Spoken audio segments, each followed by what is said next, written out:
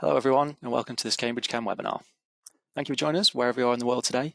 The title of today's webinar is Using Cambridge CEM Assessments to Personalise Early Years and Primary Students' Learning Experiences. Before we start, I'm just going to run through a few housekeeping points with you. You may have noticed that your microphones are muted. They're going to stay on mute as we go through the session to avoid any background noise. There'll be a question and answer session at the end of this webinar, so do post any questions you like in the questions box as we go through the webinar. You can also use the questions box to ask any general comments and technical questions. It might be nice if you want to give us a quick hello in the questions box now, just to give us a quick hello and wherever you're watching from in the world. If you're having any technical difficulties with sound or video, please let us know in the questions box and we'll do our best to resolve them. We recommend you use headphones to listen to this session for the best sound quality. We will be recording, so don't worry if you miss anything. We'll send the slides straight to your inbox next week. Okay, so, that's the webinar points. I'm delighted to be joined by Mark Fraser today, who's going to take you through the session. Mark is based in the UK and has worked in education since 1997. He's currently a teaching and learning lead at Cambridge CEM. He's a former primary school head teacher and taught in 3 schools in North East England for 18 years. Mark joined CEM in 2015 after gaining an MSc in Educational Assessment from Durham University in the UK. So what are we going to discuss today? So what does personalised learning mean? We're going to talk about using CEM assessments to attain a detailed overview of your students' abilities. And we're also going to run through how to use the information in reports to support personalised learning. Okay, so I'm now going to pass you over to Mark, and we're going to get on with the webinar. Oh, and just to remind you, we will be taking questions throughout the webinar to discuss at the end. If you've got any longer questions, we might have to answer these off webinar, so we'll try and get back to you via email. So do post your questions in the questions box throughout. Okay, I'm very pleased to hand you over to Mark now. Thank you very much, Adam. Thank you. Hello, everyone, and thanks for joining today's presentation. I'd like to start the session just by thinking about why we're here and how we can help address your needs as a teacher. I'll mainly be talking about the uses of our assessment data in the classroom and how the information obtained from them can help you to develop a better understanding of your individual learners' needs in a practical and a manageable way. So this information, we hope, will be of great value when you're planning and supporting your teaching, so you get the most effective provision as possible. So teachers, you can see you are obviously concerned with a wide range of things that are going on in the classroom. And thinking about my time in the classroom, trying to think about the class is one thing, which is challenging enough, but trying to think about individual students and personalising the learning from them is really quite a challenge. And hopefully we're just going to show you a couple of tips today how using CEM reports can help you to focus your support in a far more personal and effective way. Thanks, Adam. Next slide, please. So just before we start, obviously we've got quite a large audience today, and just so we can kind of gain a little bit of a better understanding about what your sort of needs and interests are, it would be useful if you were able to answer a quick question. So it would be helpful to know if you are a regular user of computer-based assessments. So if you could you please, Adam's just put the poll up on the screen there. Please respond by clicking how often you use computer-based assessments. Is this something that you use quite frequently or not at all, or perhaps once or twice a year? So just give you a moment to do that, and we'll see what happens. Hopefully once I know the answer to that, I can maybe just sort of adjust my comments accordingly. We're getting lots of responses. I'm just waiting for the majority of people to answer, and then I'll pop the answers into the webinar. That's great, thank you. Again, when we see feedback like this, it's always helpful to just know who we are talking to, because I believe we've probably got a real cross-section of very experienced users of computer-based or baseline assessments, as we sometimes refer to them in CEM, or this might be completely new to you. So hopefully we can have a little bit of information for everybody. So how are we doing there, Adam? Are we? I think it's slowing down now, so I'm going to launch the results and share them with you now. That's interesting. Right, so we've got quite, as I suspected, quite a cross-section there as well. Sort of two sort of modal responses, lots of people who've never used one, and quite a large group there of people who are regular users. So that's really interesting. Okay, right, well, we'll try and sort of cater for everybody's needs as we go on. So thank you very much, Adam. So if we could just go back to the slides, that's great, thanks. So the focus of this session is, to consider what's personalised learning. So what do we mean by personalised learning? And my definition really is that, well, there are numerous and different interpretations of what personalised learning could mean, but I think that it needs to be a case of seeing each student as an individual and to support them efficiently and effectively. So teachers, school leaders, you need to gain a very quick and efficient overview of what your students know and can do and to support them. But this does not mean that every single student requires an individual curriculum and teaching program. That would be unmanageable in most school settings. Certainly in the setting I came from, that would have been just too much to think about. So also, if it were the case that everybody in your class was doing something a little bit different, that would really diminish the impact of the social interaction and discussion and all those valuable learning experiences that are such an important dimension to learning. Children tend not to learn in isolation. They learn by interacting with you as a teacher and with their peers in the classroom as well. So student understanding of key concepts, which is often facilitated by working alongside other students, must not be interrupted. So this is a real balancing act we're looking at here. So next slide, please. If you'd like to know a little bit more about sort of the discussion around what actually personalised learning is, there was a very interesting event in March this year on Cambridge on the website that you can find. So I've put a link to it there, just on the underlined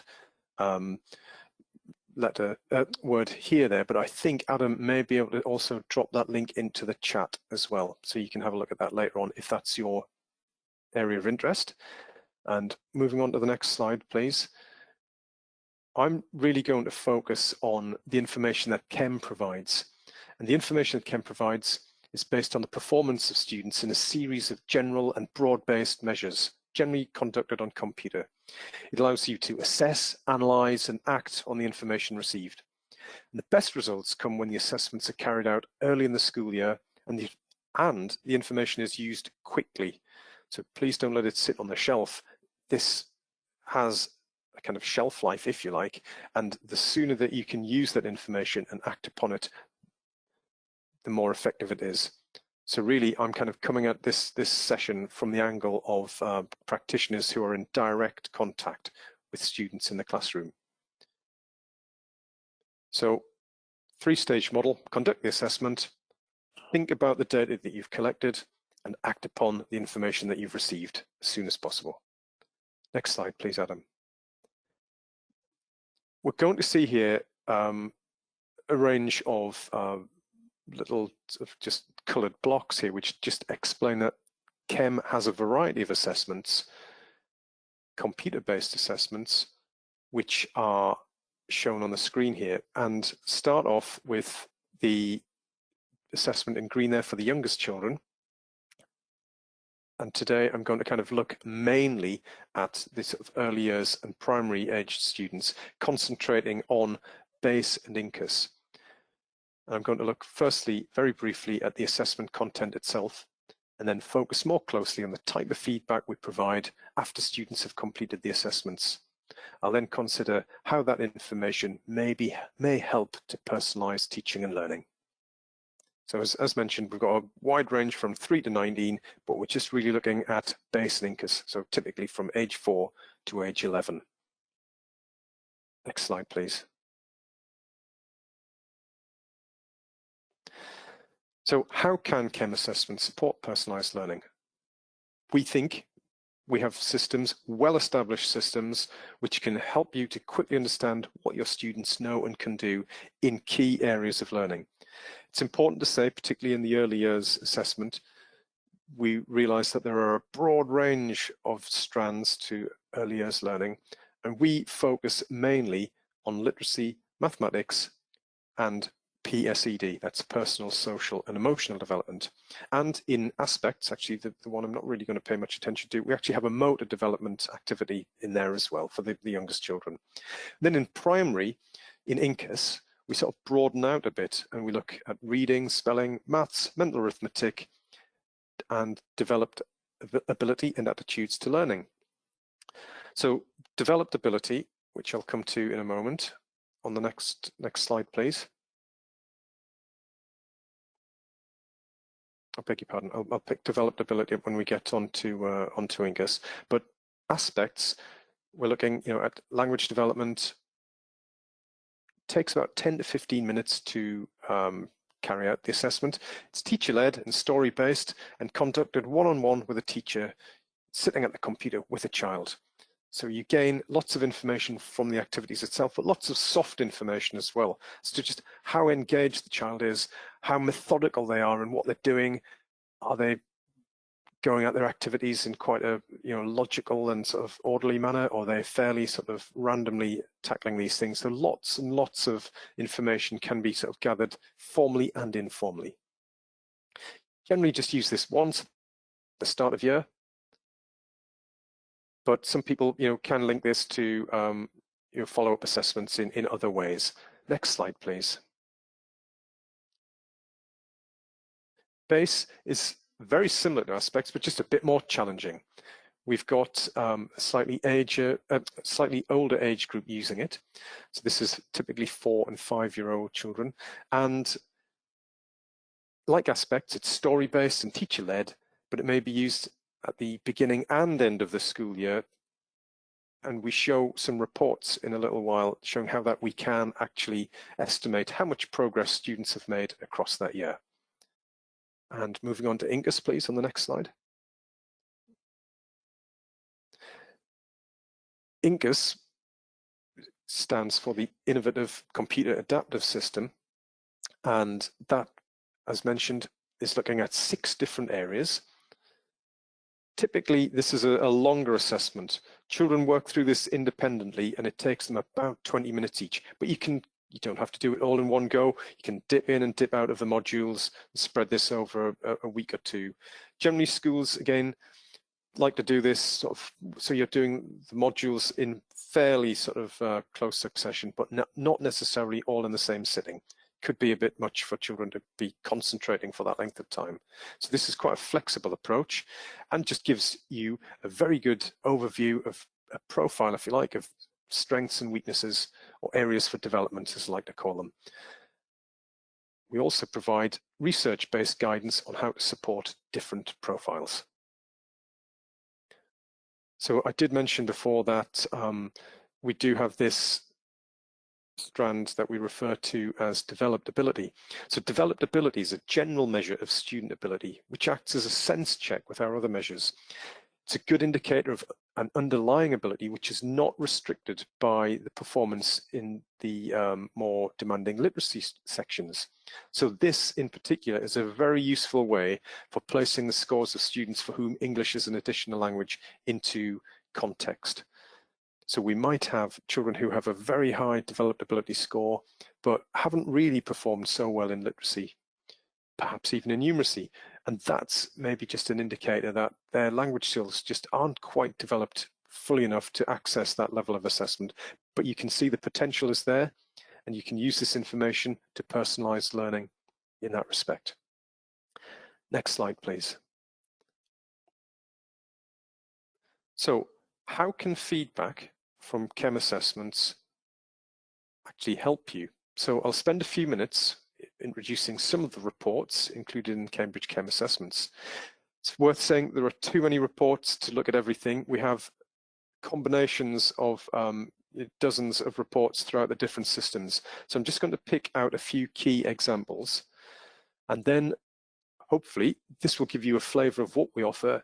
But as always, if you'd like a more detailed demonstration out outside this session, we'd be very pleased if you let us know at the end of the session, and we can put you in touch with one of our colleagues. So this is just a quick look, and I'll explain some of the things that you could be using from our systems to help. Okay, next slide, please. So base reports provide an overview of group and individual student performance in the assessment. I'm sure you're probably looking at this report thinking, oh my goodness, what's going on here? It's very busy, lots of information here. So we'll just spend a few minutes just trying to explain. So we're starting off in base. So the children have, in this case, done the start of year and end of year assessment. This is a typical scenario at the end of the year. And this, I used this when I was in school a few years ago. I piloted this out, and because it happened at the end of our reception class in the UK, this was incredibly useful information for children leaving foundation stage and starting what we termed Key Stage 1. So that's the first year of compulsory schooling. So this was a really good overview for the teacher taking on that new class in the new school year. So this first report is a visualization of the responses of all of the children in all of the different sections of the assessment. And informally, we refer to this in Chem as the test tubes, because it looks like, each element looks like a little glass test tube containing colored liquids. Each column represents a single student's performance. I don't expect that you can read it, but their names of the students are at the bottom along the x-axis there. You can see Adam Apple and Bethany Blueberry and so on, the little names at the bottom. And each column relates to each child. Each row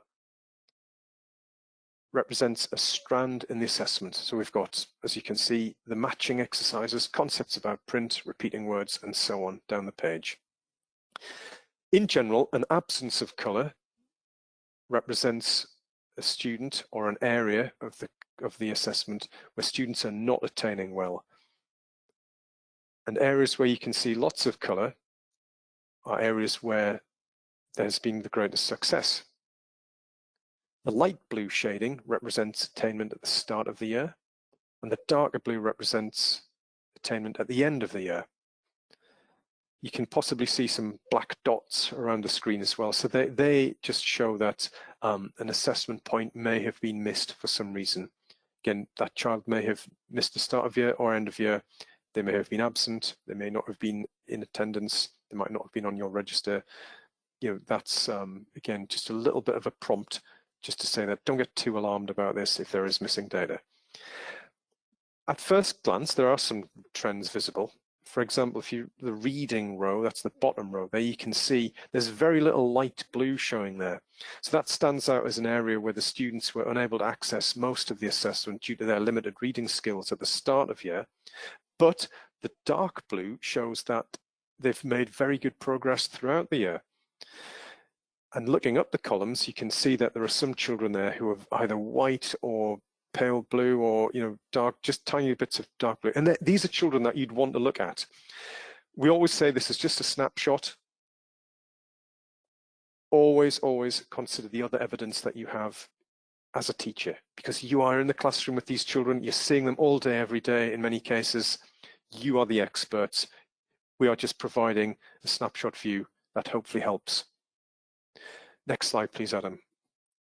We're just going to drill down a little bit, and from the test tubes, we go to these simpler, less busy, what we call the arrow reports. And this is just another data visualization that we hope helps. We've tried with BASE to take a lot of the complicated statistics out. I know a lot of my staff, when I was as a head teacher, was trying to explain to them, you know, the uses and, you know, the benefits of assessment data, just did not always have the skills, or were just a little bit lacking in confidence. So we've tried to use in BASE lots of data visualization rather than tables of numbers. You can have that assessment data if you'd like. We can provide it as tables and as a data download, as a computer separated value, a CSV file, and also in this hopefully simple to understand format. So the arrow report here described in more detail how an individual student performed in the start and end of year. So you can see on the arrows, it's a learning progression. So this is the main strands of the assessment: the literacy, the maths, the PSED. The little blue bars on the arrows represent the student's attainment point at the start and end of year, and they're positioned alongside a brief statement which summarises the student's current abilities. The red dotted line indicates the performance of all the children who've been assessed in BASE. So we've got some really well-established benchmarks here based on tens and tens of thousands of children who've taken this in the last few years. And progress may be inferred from the gap between the start and end of year bars. So you can see, this child came in, has done quite well at the start of year, sort of mid-range, but has really moved up quite nicely in literacy, likewise in maths. And the PSED, interestingly, is not necessarily taken as part of the main assessment. Teachers tend to use literacy and maths to start with. The PSED is actually a teacher-driven questionnaire. So you can think, once you get to know the children a little bit better, you can go through and choose the various options that represent that child best, and you can describe how they are at the start and end of year. And again, you get a little sort of demonstration at the end on this arrow report of what they can do. Next slide, please, Adam. Because we can drill down as well. So I'm just going to follow the sort of the literacy strand down here. And from the sort of the thick strand, which just had that general measure of literacy, we can break it down and we can look at concepts about print, letter recognition, reading, vocab, repeating words and matching. So as with the main strand report, these arrows work the same way. The blue bars on the arrow kind of provide an indicated level or estimated level of attainment at the start and end of year, and a very, very short sort of little descriptor that tells you what the child can do. So in my head, where the blue bar is, that's where the child's currently working. The statements below, that's where they're secure. The areas above, that's room for development. They're aspirational targets. So using this information can really help you make a difference to children on an individual level, because you can see for your whole class who've taken this quite detailed descriptive statements for each of those areas of learning. Next slide, please. Moving on from BASE onto INCUS, and we're just thinking about, this is a little bit more sophisticated statistically. In INCUS, the basic assessment feedback is presented quite differently. Again, this is one of our most well-established systems and very popular with teachers in all parts of the world. And typically the basic feedback is numerical like this. And I'll just explain a little bit about how this works. So the table displays the actual age of a student at the time of the assessment alongside an age equivalent score. So this gives a general indication of whether a student is performing in line with, below, or above age-related expectation. The overall reading and maths scores are also divided into sub-skills, and this table shows the reading and developed ability age equivalent scores. So for example, you can see here, the student, you might not be able to read these numbers on the screen, but you will be provided with these slides. So I'll just read a few of these out. But you might just be able to see there that the student is 9 years and 1 month old, or was 9 years and 1 month old when they took the assessment. But their age equivalent score, so we use the student score and we compare it to our database of students who are typically attaining in line with that, and we can work out roughly, is that above or below expectation. You can see there's a big difference here. Actually, this child perhaps needs a lot of support in reading because they're 10 months behind on the basis of this assessment. Likewise, you can see, just looking at the other information in the table, word recognition and word decoding and comprehension are perhaps the areas that this student's struggling with.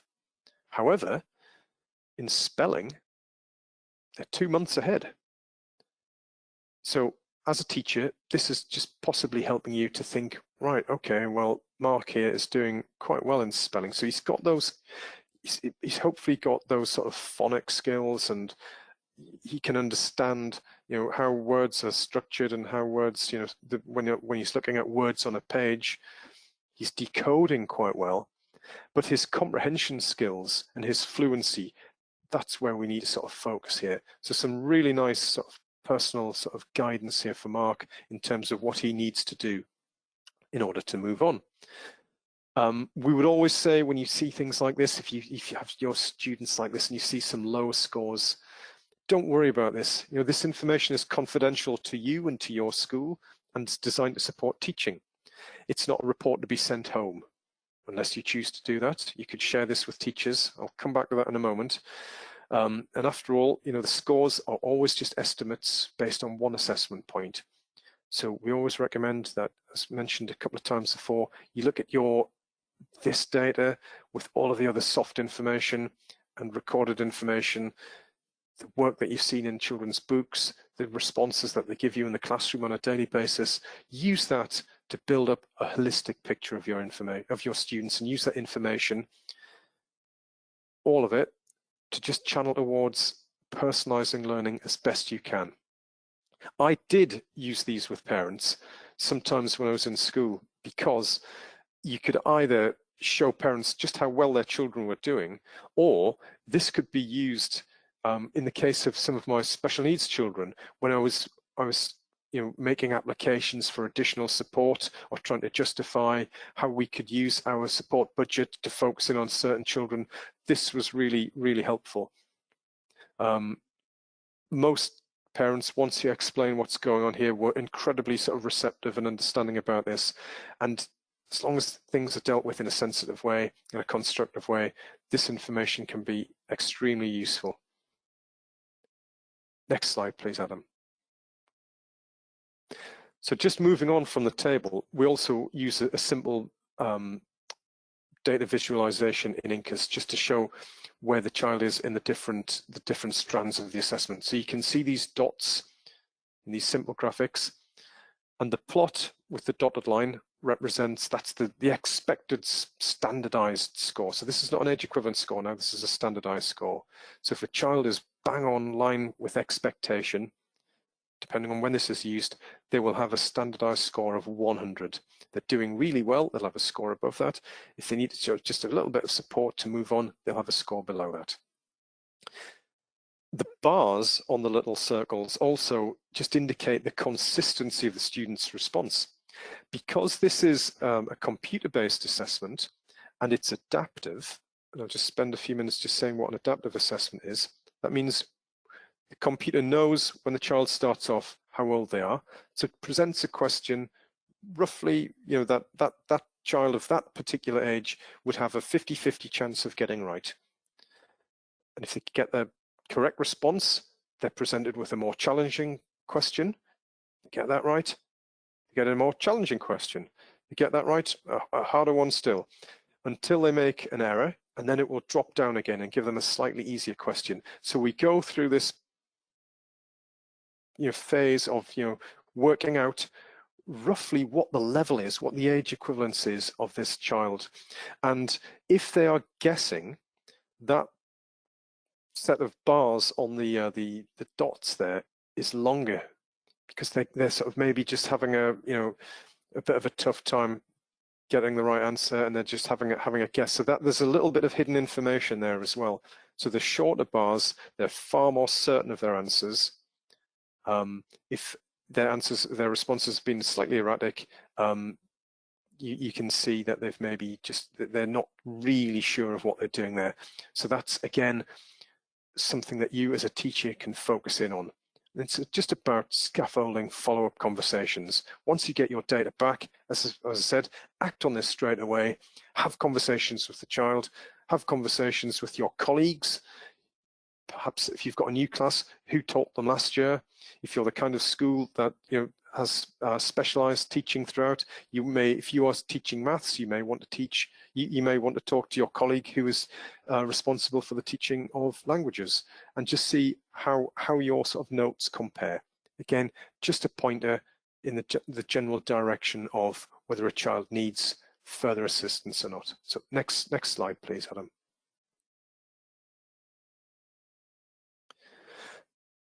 So just coming towards the end now, and really what now is the question I suppose you'll have in your mind. You've got all of these bits of information here. So you've looked at the group and individual feedback for your students. Just think about how you might use this information. When I was teaching, I used to just use my data to answer 3 basic questions. Whenever I looked at anything like this, I just wanted to know what to do next. So I was interested in finding out which students were in line with expectation, which were likely to need additional support, and finally, which students were doing very well and were likely to require further challenge to keep them fully engaged. In addition, your data, particularly in BASE, as I showed you there, can very easily identify areas of the curriculum that require further consolidation or extension for individual students and for groups, or perhaps even for the whole class. That said, when you're looking at group data, always there's the risk of overlooking the bulk of your class. I think I was possibly guilty about looking at the extreme ends of the range and thinking I need to really support these children and I really need to push these children on. And there is a temptation just to think, well, the bulk are just doing all right. They're just bouncing along nicely.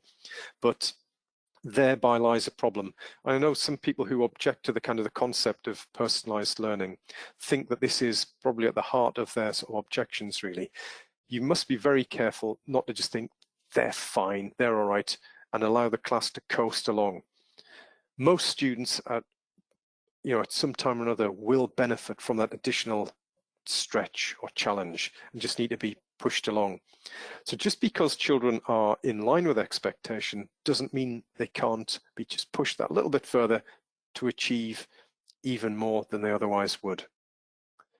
So suppose there's no specific answer to the what now question in terms of use this information and use it carefully to focus in on areas of concern.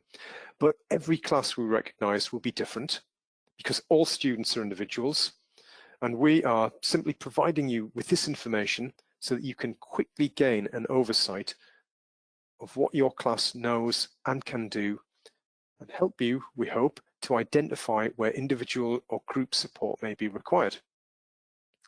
With such insight, we hope that developing a personalised approach for all of your students is made just that little bit easier. But I'm not sitting here telling you that it's an easy job. It's a very tough job, and we admire all the work the teachers do. We see some fantastic work going on around the world, and we hope that Cambridge and CEM can help to support you to do your job even more effectively, get the best possible learning outcomes for your students.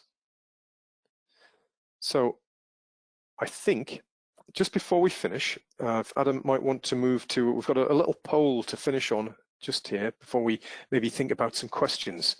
But we've got, I've shown you some examples there. Numerical data has featured, and the short descriptions have also been quite prominent as well. We're currently thinking about our next generations of assessments and the reports that go with them. So it would be really useful. Again, this is just fairly binary. This is a sort of which one do you prefer? Would you be able to tell us, please, in particular, do you like numerical information, such as scores, or do you find that those vignettes, those short descriptive statements, help to provide more actionable information? Which one's of most use to you? So if you wouldn't mind selecting one of those, and we'll just give that a minute or so, and we'll see how many people are fans of data, or are you a more qualitative person who likes the little short descriptive statements? We've got lots of people voting now, Mark. I don't know if you want to go through questions Great. while people are still having some time to vote. We could do, yeah, yes, please. Again, sorry, I can't see the question, Chad, but if you'd like to pick them out for me. I'll read them out to you. Please. Yeah, we've had lots and lots of really great questions, actually. So I'm going to try and go through the ones that people have asked the most, starting with sharing CEM results with parents. So what would you suggest with sharing the results with parents? Again, speaking from personal experience, if you're going to do that, don't do it cold, by which I mean don't pop it in an envelope or send it to the parent without any explanation. The teachers on my staff, we used to do this, but we used the opportunity of something like a parents' evening, an open evening, just to sit down with the parents and just say, oh, by the way, you might find this interesting. We used this assessment at the start and end of year, and we found that little Mark was able to do this, that, and the other, and we've got some findings here that you might find interesting, and just sort of talk through them and just explain, because certainly culturally in certain parts of the world, we understand that assessment is a very serious business, which, we fully understand. But at the same time, we need a bit of perspective here, and we need to think that this is just a snapshot in time. We all have good days, we all have bad days, and so do children. So we might just sort of describe what's gone on with the assessment, tell the parents how it was carried out. I mean, the young children, when we are trialing things like BASE and INCAS, quite often when you go into a school to try these things out, you end up with a queue of children wanting to come and have a go on this kind of computer-based activity. They love it. So I explain that it's fairly low stakes, enjoyable activity, and it's just giving us some areas that we want to think about in greater detail. So where does little Mark need that support? And at the same time, celebrate his success. What can he do really well? And I would just say, present it in as positive and as in a kind of informal way as possible with parents, and just say it's just one piece of the jigsaw. And again, it might be really interesting for you as teachers, because we all have certain views of children, and I think it's very difficult quite often to work out what the quiet children can do. And I think sometimes this lets them come out of the shell. And make no mistake, again, as a father and as a teacher, I know that the child that I saw at home was not the child who was described to me by teachers at school. So I think sometimes it's just the sort of starting of a really interesting conversation with parents. But as mentioned, probably just don't hand the paper over and forget about it. Talk about it first. Great, thanks, Mark. Do you want me to show the results of the poll, or would you like a few more questions? Well, go on then. If you've got the poll up, and then we can maybe just see the. Right, that's really interesting. I wonder, Adam, will you be able to sort of take a sort of screen clipping of this as well? Because I'm not sure if I can do that, but I'm sure you can get that data later on. That would be great. Thank you. Yeah. That's fantastic. That's really interesting. Because, that again, as I said, we are sort of in full flow developing our next wave of things. So that's really interesting information for us to see. Great. So should we move on to a bit of time? Should we go back to the questions? Yeah, sure. Right, yeah. We've had a couple of questions about where teachers can see examples of computer-based activities that Chem has.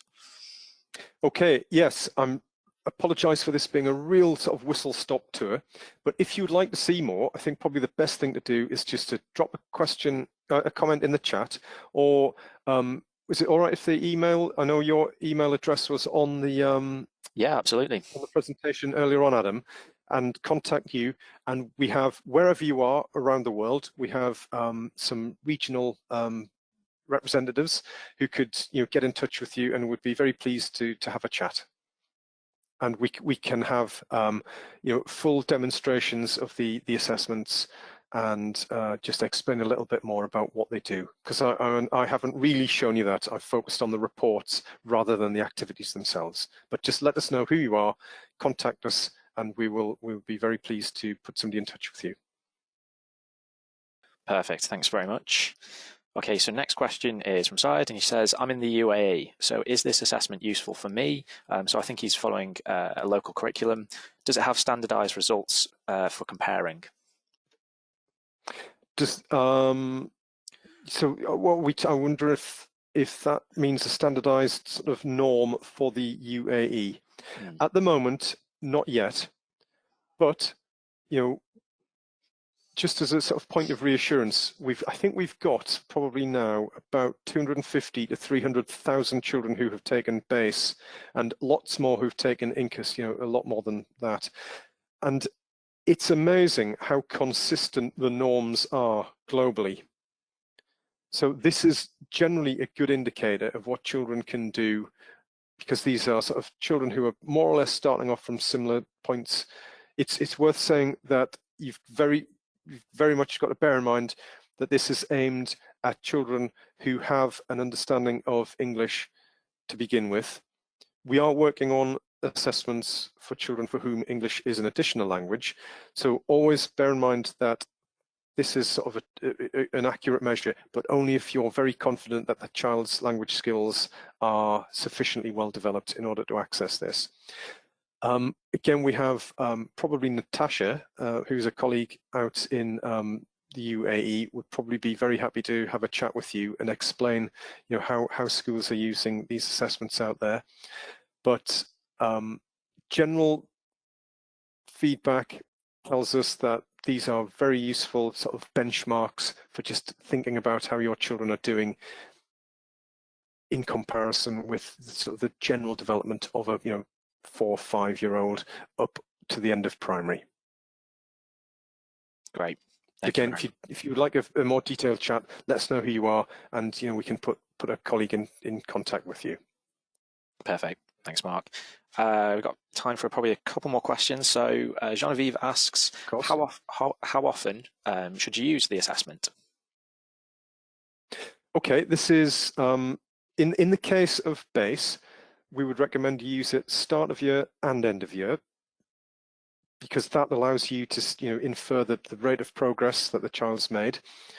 Some schools just tend to use it start of year as kind of starting point information, but we find that most customers, well, say most customers, probably about 80% tend to use it twice a year BASE. INCUS, the majority of people use it once a year.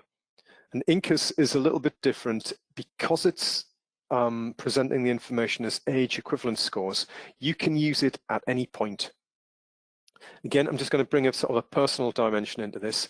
I preferred to use the assessments at the start of year because a few things are going on. We have that sort of legendary drop-off of children's understanding across the summer holidays that sometimes happens. So it was always good to come back at the start of the school year and take a fresh measurement and use that as a building block to move on from. Also, I think it's human nature as well that if you as a teacher have carried out this assessment, you have sort of ownership in that of that data. You've invested in it, and you're far more likely to look at it. There is a risk that any assessment information, you will have done the same. I'm sure I did the same when the information that was passed on to you by somebody else became what we would call shelfware. So the previous teacher has, very methodically worked through all the assessments and presents you with this folder of information about your class. You might have a quick look through it, and then you take it and you put it on the shelf, and you never look at it ever again. Whereas if you do this at the start of the year, this is a really good way of sort of benchmarking your class and just looking at where my children are and what do I need to do to focus on in order to make them all successful in their learning in the coming year. So again, depends on your situation, but again, we in Chem talk a lot about baselining, and that's taking a starting measurement and sort of, so start of year would probably be my recommendation. Thanks so much, Mark. I think that is all we've got time for. Thank you so much today, Mark, for taking us through that. That was really insightful and useful. We've had way more questions than we could handle, but don't worry. We'll be sending out responses to your questions if we unfortunately didn't get around to them after this webinar is finished. So expect a response at the end of this week or at the beginning of next week. So thank you all very much. Huge thank you again once again to Mark for taking the time to be with us today. As I said earlier, we'll send around the video recording and the slides to you next week, so you'll be able to revisit the webinar and share that with your colleagues as well. If you enjoyed today's webinar, we're also hosting another one in September, so don't forget to sign up for that one. I can send you around the link after this webinar is finished. That one's going to be looking at how to use Chem predictions to maximize student potential. So look out for that one. You can join our mailing list to keep up to date, and there'll be a link in the email that you receive after this webinar is closed where you can do that. So we hope you enjoyed the webinar today. Enjoy the rest of your day, and thank you again for joining us. Thank you. Thanks very much, everyone. Thank you. Goodbye.